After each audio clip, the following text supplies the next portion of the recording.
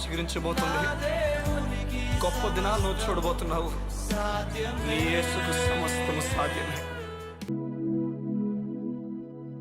Good morning దేవుని ప్రియ కుమారుడా, good morning దేవుని ప్రియ కుమార్తె, special good morning to you. దేవుని ప్రియ సంగమా, దేవుని లేఖనాలు మనకు తెలియజేస్తున్న ప్రతి వాగ్దానము క్రీస్తులో అవును ఆమేన్ అని ఉందని.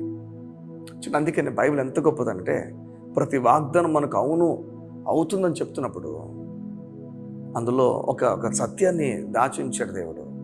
క్రీస్తు లోపలని చెప్తున్నాడు. క్రీస్తు లోపల అంటున్నప్పుడు యేసు ప్రభు నందు, క్రీస్తు వెలుపలంటే ఆదాం నందు, అంతే, ఇంకొకటి కాదు.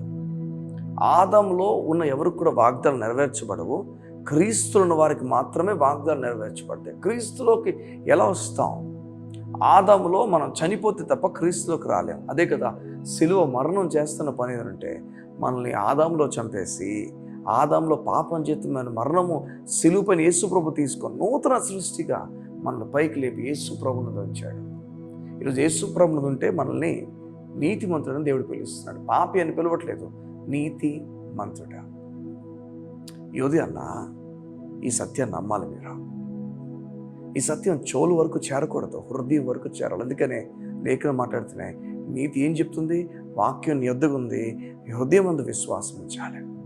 నీతి హృదయానికి చేరాలి, చెవులకు చేరకూడదు. ఈరోజు చాలా చోట్ల ఏమైపోయిందంటే నీతి అన్న మాట చెవులకి మాత్రమే చేరింది, మనసుకు మాత్రమే చేరింది, కానీ హృదయానికి చేరలేదు. కనుక వారు నీతిమంతులుగా వారు చూసుకోలేకపోయారు. కనుక నీతి కార్యాలు వారు చేయలేకపోయారు కూడా. గుడ్ వర్క్స్ అన్నీ కూడా ఇంకా దేవుని మెప్పించడానికే చేయడం ప్రారంభించారు. యాక్చువల్గా అంటే దేని కొరకు మెప్పిస్తుందంటే వాళ్ళు రైచియస్ అవ్వడానికి, నీతిమంతులు అవ్వడానికి ప్రయత్నం చేస్తున్నారు. ఆ ప్రయత్నాలు వారు మెప్పిస్తున్నారు. దేవుడు అంటాడు, నువ్వు నీతిమంతులు అయిపోయావు ఆల్రెడీ. ఆ విషయాన్ని హృదయాన్ని వరకు చేరాలి. యేసు ప్రభునందు విశ్వాసం వలన దేవుడు మిమ్మల్ని నీతిమంతులు అని పిలుస్తున్నాడు.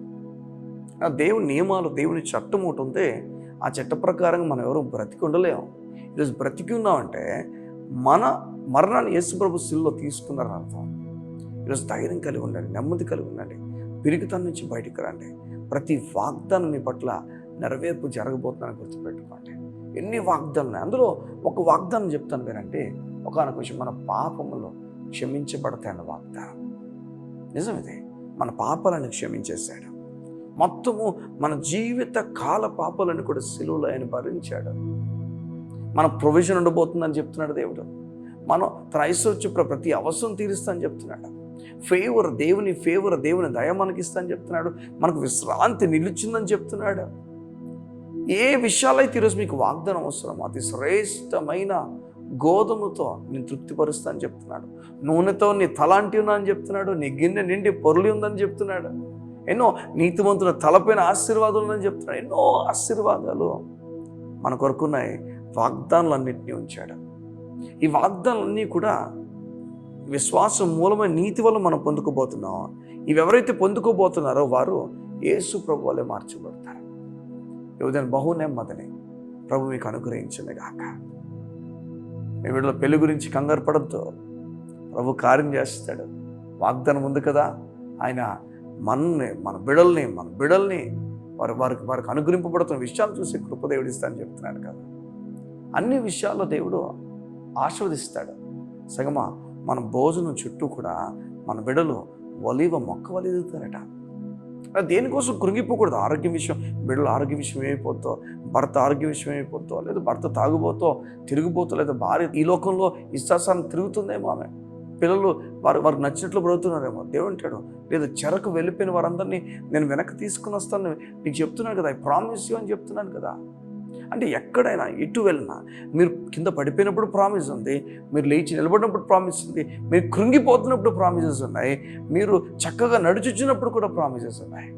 ప్రతి వాగ్దానము మీ జీవితం నెరవేర్చబడిన గాక. కానీ వాటికి మూలము దేవుని నీతి. కళ్ళు మూసుకుందామా, ఉదయం మనం ప్రార్థన చేద్దాం. ఆ దేవుని నీతి బట్టి వాగ్దానం నెరవేర్చబడాలని ప్రార్థన చేద్దాం. మా తండ్రి, నీకు వందనాలు. నీ ఆలోచన ప్రకారంగా, నీ తలంపు ప్రకారంగా యేసు ప్రభులో మేము ఉండాలని కోరిన నీవు ఆదాములో మమ్మల్ని చంపేశావు. మేము ఆదాములో మరణించి యేసులో మేము సజీవులైనందుకు మిమ్మల్ని మహిమపరచుచున్నాం. మరొక సృష్టిగా మమ్మల్ని చేసినందుకు మిమ్మల్ని మహిమపరచుచున్నాం. ప్రభువా, నీ బిడ్డల ఆరోగ్యం గురించి ప్రార్థన చేస్తున్నాను.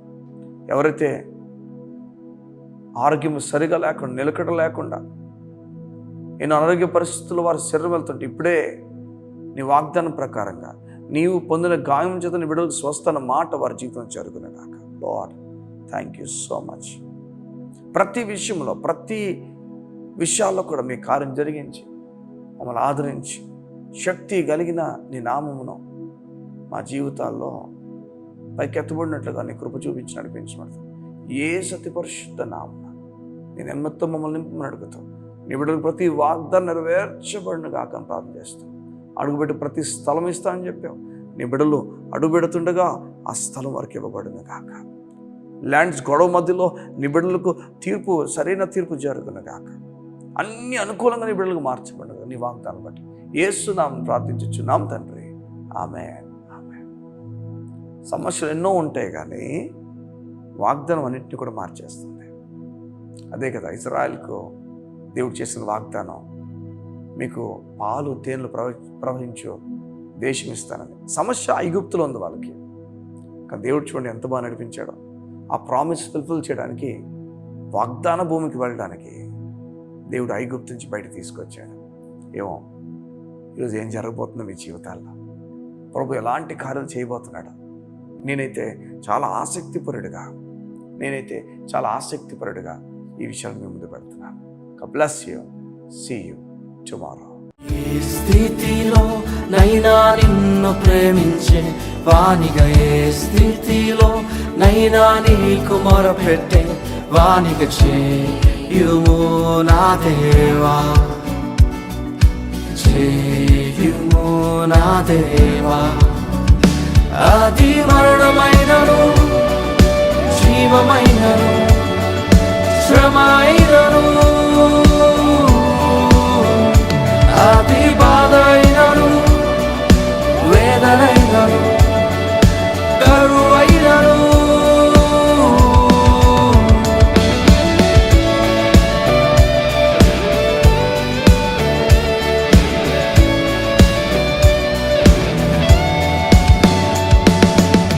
దేవుని ప్రియ సంగమా, నువ్వు ఎలాంటి పరిస్థితి గుండా వెళ్తున్నావో నాకు తెలియదు. ఏ స్థితిలోనైనా విడువని దేవుడు నీ దేవుడు. నా తల్లే నన్ను మరచిపోయినా, నా తండ్రే నన్ను విడచి వెళ్ళినా, నా స్నేహితులే నన్ను త్రోసేసినా, నే ప్రేమించే వారికి దూరమైనా,